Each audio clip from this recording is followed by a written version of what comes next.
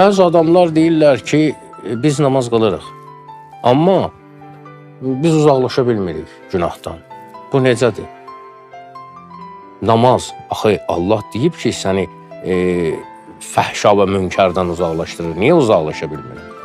Bunu bir dənə sadə bir misalla istəyirəm başa salım. Barmağım bir palçığa batıb. Bir stəkan su kifayət eləyir bunu yumağa.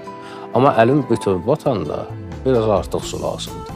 Amma bütün bədənim buna batanda Daha çox. artıq başqa üsullar, daha yeyib silmək lazımdır. Bunun məsələləri böyüyür artıq.